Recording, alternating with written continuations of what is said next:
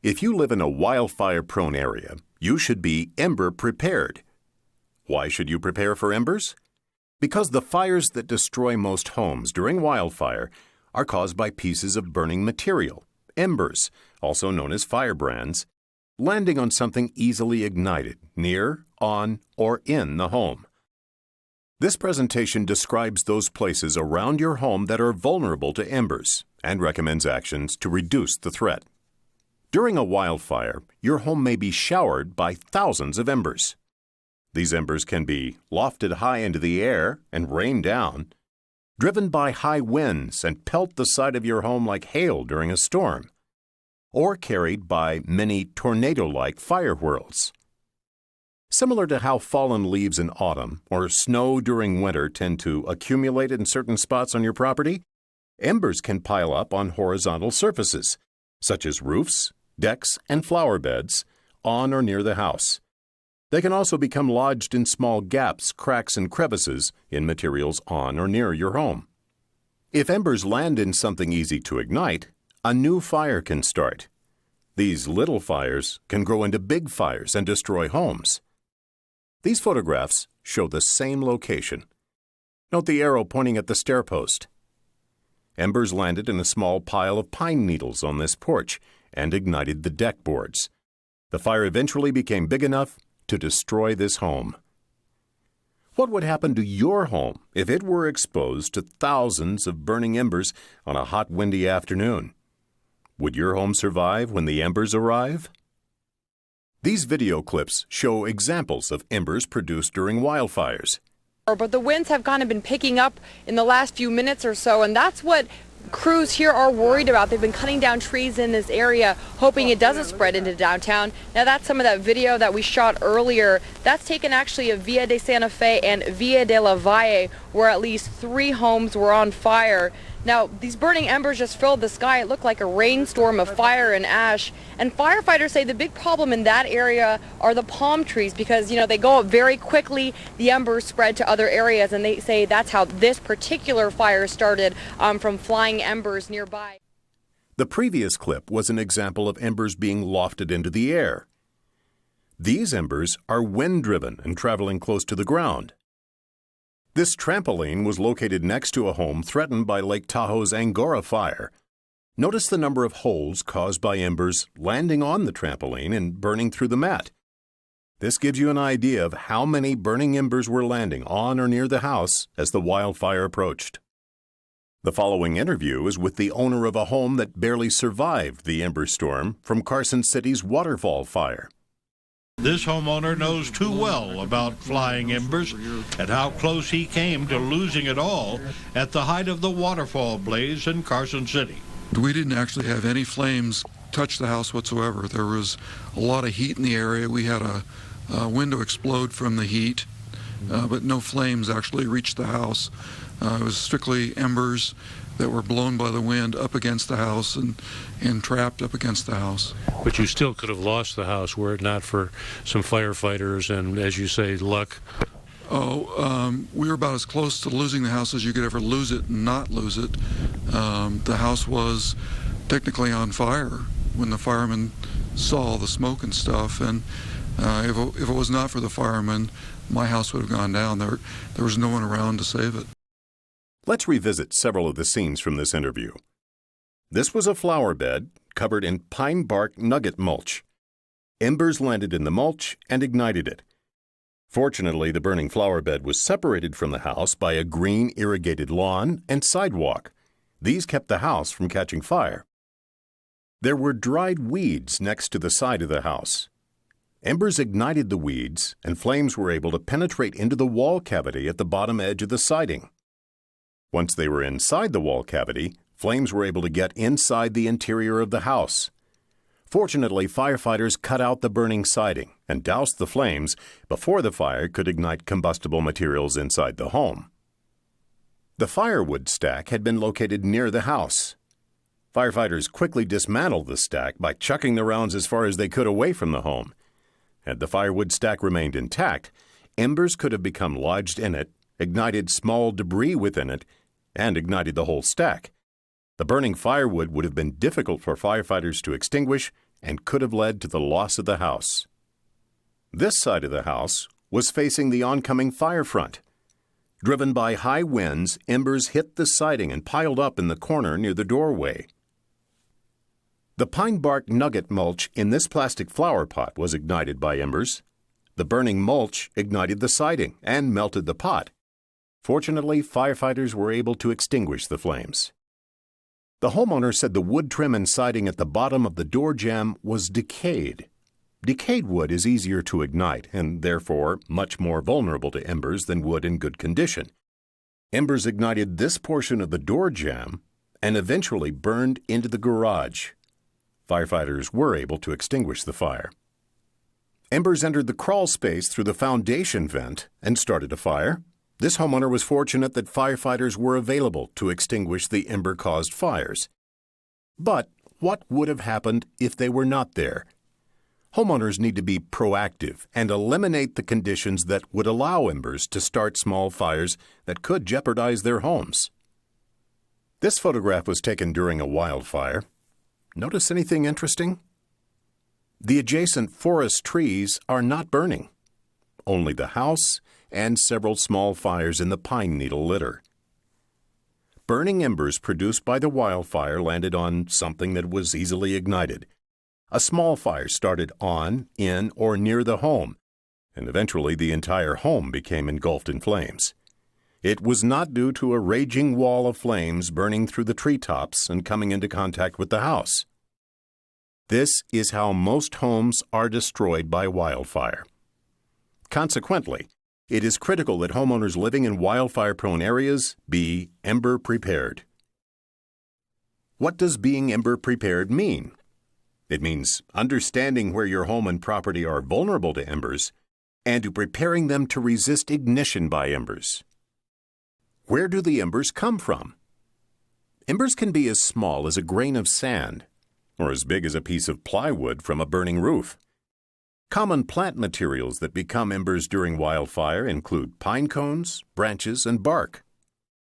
Burning houses can also generate embers and hasten the spread of wildfire through a neighborhood. Common ember materials produced by a burning building include pieces of lumber and other combustible materials. Remember, if you have a wood shake or shingle roof, it will also produce a large number of embers when burning. Depending on fire intensity, wind speed, and the size of materials that are burning, embers can be carried a few feet to more than a mile ahead of the fire front. Consequently, even homes located blocks away from the actual wildfire are threatened. So, where is this house vulnerable? Experts have identified the areas around a home that are vulnerable to ember attack. These areas are presented in the following Ember-Aware checklist. There are 20 spots on or near your house that are susceptible to embers. We'll discuss each of these spots and offer suggestions to reduce the ember threat.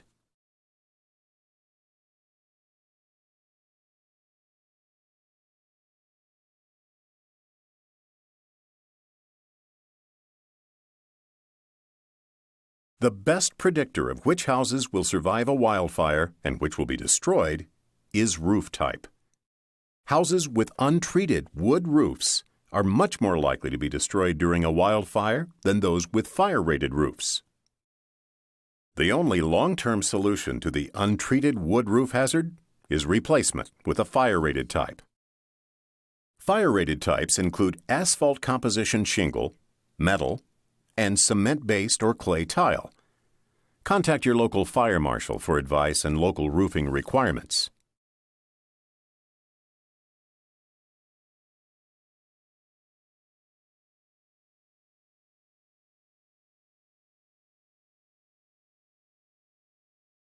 Roof openings at the edge or ridge of roof coverings, such as the open ends of barrel tiles, can trap leaves and pine needles and allow birds to enter and build nests. These materials are easily ignited by embers. Plug roof openings with a non-combustible bird stop material to minimize the accumulation of easily ignited materials. Bird stops will also reduce the likelihood of ember entry.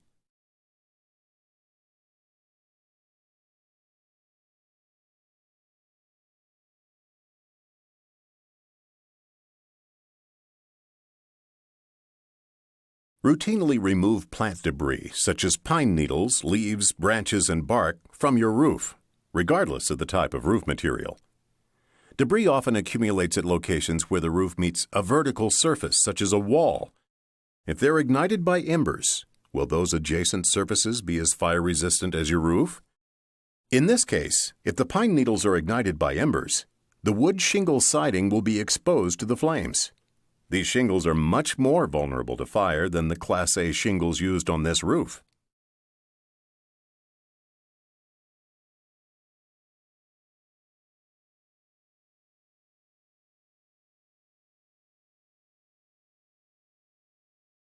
Close operable skylights, such as the one shown here, if a wildfire is threatening. As is the case with windows, the most vulnerable skylight is the one that is open. Keep skylights free of pine needles, leaves, and other debris, and remove overhanging branches. If skylights are to be placed on steeply pitched roofs that face large amounts of nearby fuels, such as a mature pine tree or another house, consider using flat ones constructed of double-pane glass, such as the one shown in the inset picture, where the outer pane is tempered glass.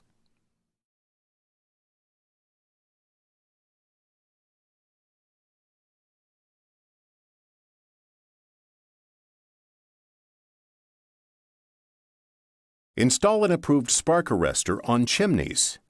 It will prevent embers from escaping your fireplace and igniting your property or that of your neighbors.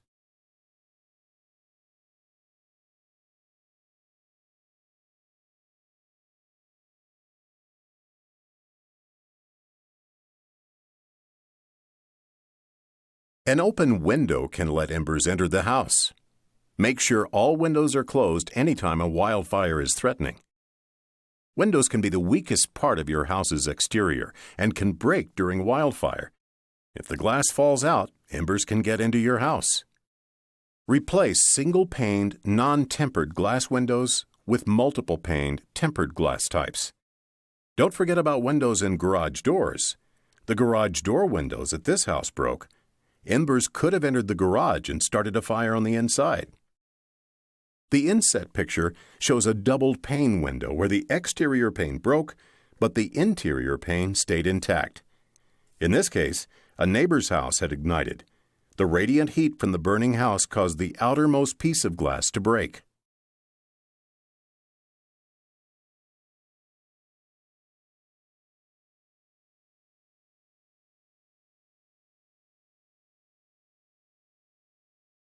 House vents are a major area of concern during an ember attack.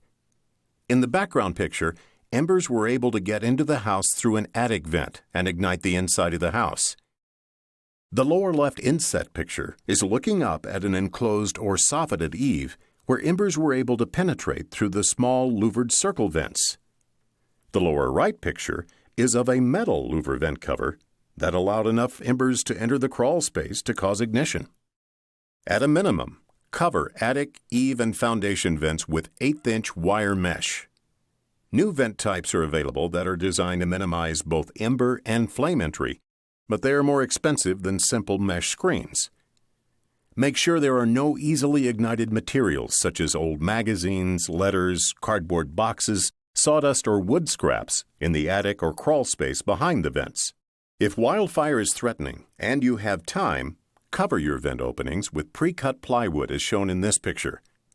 Another option is to cover vents with aluminum foil, folded several layers thick and stapled.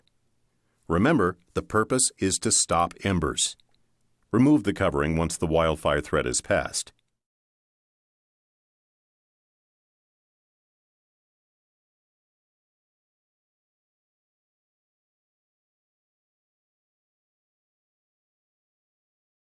Rain gutters can catch embers during a wildfire.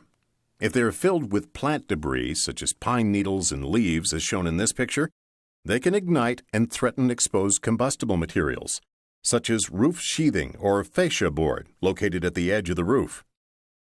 In this case, if the plant debris in the rain gutter were to catch fire, the roof sheathing would be exposed to the flames. This roof would be vulnerable, even though it is covered with a fire-rated asphalt composition shingle roof. If they're filled with burning debris, metal rain gutters tend to stay attached to the roof edge and threaten the roof for a longer time. Plastic rain gutters can melt and fall to the ground and threaten the house by igniting flower bed vegetation and combustible siding. Even though this house was some distance from the actual wildfire, an ember landed in this gutter and started a fire. In this smoky video clip, embers have landed in the rain gutter of this house and ignited the plant debris contained there. Remove plant material from rain gutters before and during fire season on a routine basis. Consider using rain gutter covers to reduce but not eliminate maintenance. In the inset photograph, debris accumulated behind the rain gutter cover. The debris should be removed.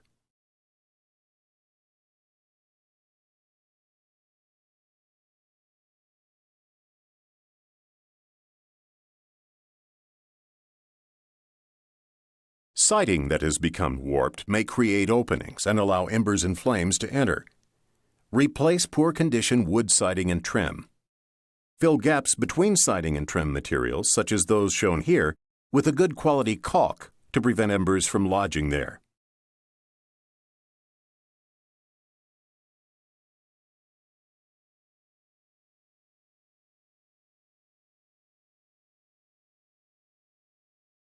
Embers can ignite wood piles, which can then burn intensely and threaten the home. Move wood piles and scrap lumber at least 30 feet from the house or other buildings during fire season.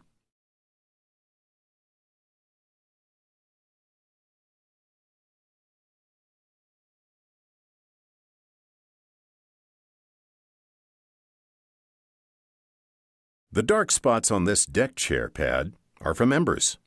Luckily, they did not ignite the pad in the wicker chair. Place combustible patio furniture such as lounges, tables, and hammocks inside the house or garage if wildfire is threatening. If there's no time, throw the patio furniture away from the house.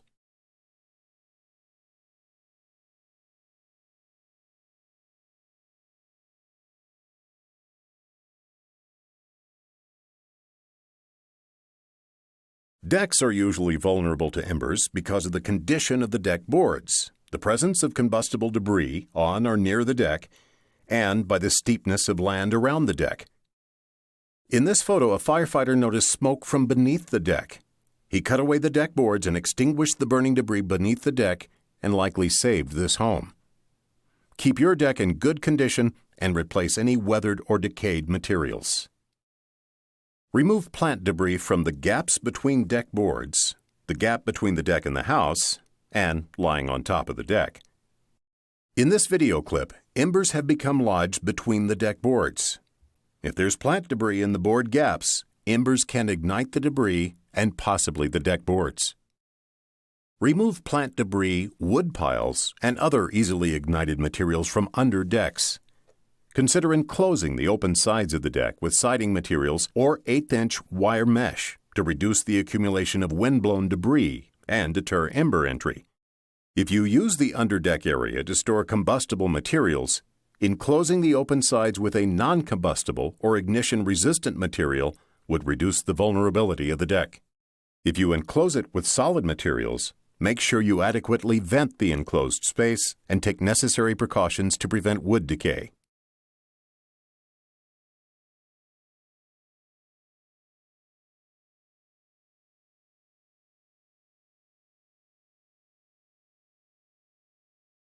If wildfire is threatening, remove combustible materials from the porch and deck and move them indoors. This includes newspapers, wicker baskets, doormats, and dried flower arrangements.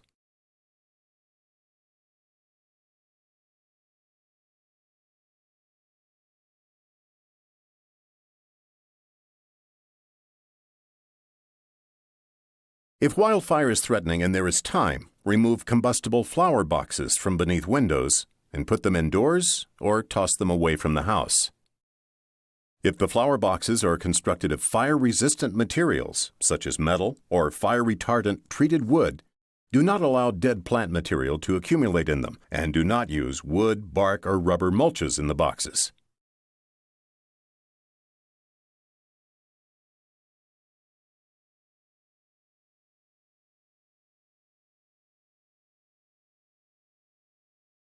Open eaves often have gaps between the wall and the joist blocking, roof sheathing, and elsewhere. Depending on construction design, these gaps could allow embers to get into the attic, the wall cavity, or ignite debris that accumulates in these spaces. If you have gaps, consider boxing in your eaves, using sheathing such as plywood or fiber cement soffit material. Use tongue and groove or shiplap joints and avoid the use of butt joints. The potential for embers to threaten the under-eave portion of a home will depend on a number of factors, such as where the home is located, terrain, and wind conditions.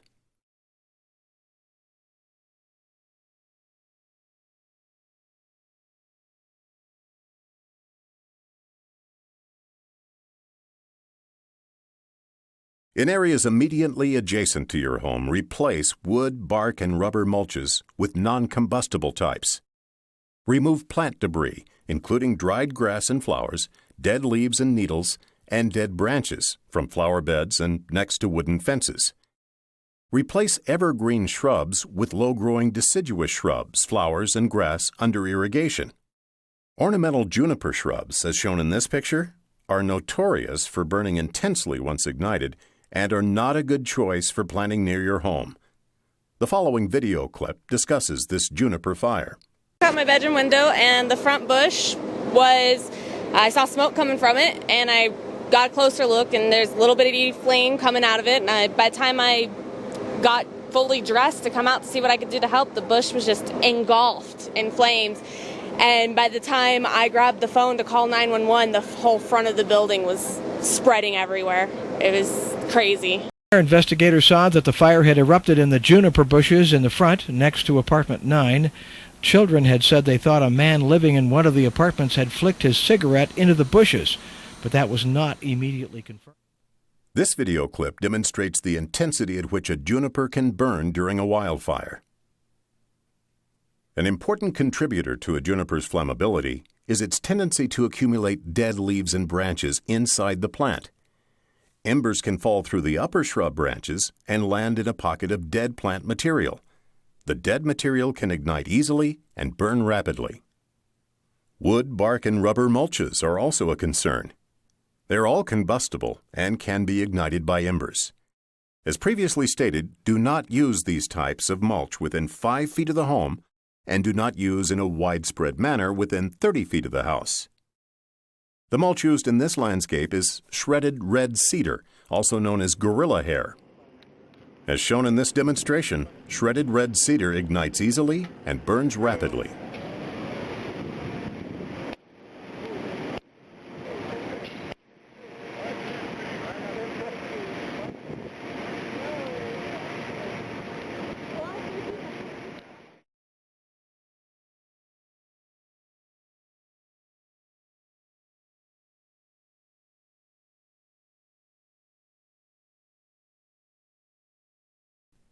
If a window is open, embers can get inside and ignite a car's interior. If a wildfire is approaching, close your vehicle's windows and park it in the garage or away from the house.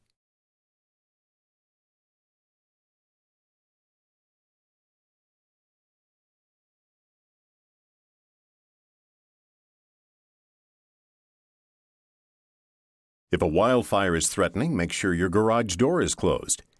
But even if they're closed, garage doors can be vulnerable to embers. If there are gaps between the door and the opening, embers could enter the garage and ignite combustible materials.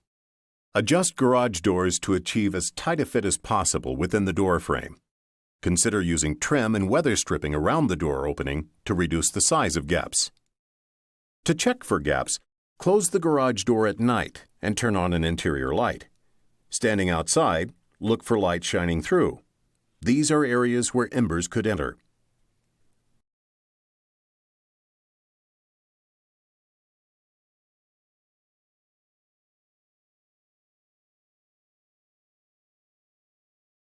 Garbage cans often contain easily ignited materials. If they're anywhere near the house or other buildings, use metal garbage cans covered with tight-fitting lids. Move newspaper recycling bins indoors or away from the house. Another option is to locate garbage cans and recycling bins in a non-combustible enclosure.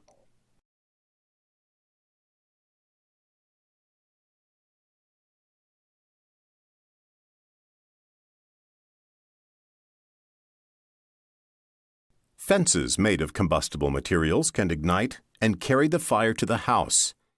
Fences constructed of smaller dimension wood, such as lattice, are more easily ignited than larger dimension wood.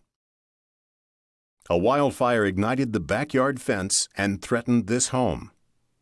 Maintain wooden fences in good condition. Do not allow dead plant material to accumulate next to the fence. Create a non-combustible fence section or gate for at least 5 feet next to the house. If a wildfire threatens and there is a combustible gate next to the house, tie the gate open so it doesn't touch the house. There are 20 spots on or near your home that are vulnerable to embers. How will your home fare during a shower of wildfire embers? Will your home survive when the embers arrive? Take steps now to prepare your home for embers.